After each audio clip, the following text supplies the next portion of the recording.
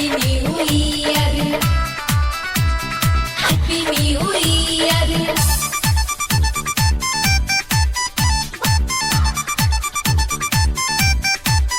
नया साल में नया दोस्त बना लिया, नया साल में नया साथी बना लिया।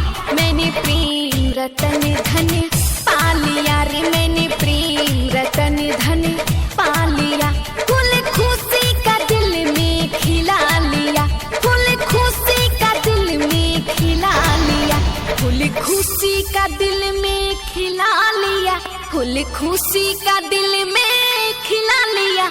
मैंने प्रेम रतन धन पा लिया रे, मैंने प्रेम रतन धन पा लिया रे, मैंने प्रेम रतन धन पा लिया।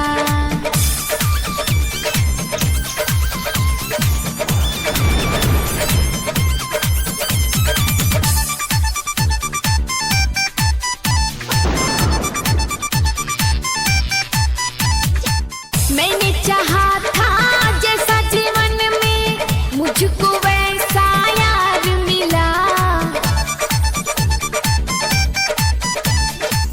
मैंने चाहा था जैसा जीवन में मुझको वैसा यार मिला।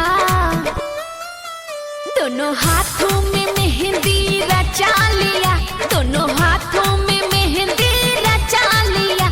मैंने प्रेम रतन धन पा लिया रे, मैंने प्रेम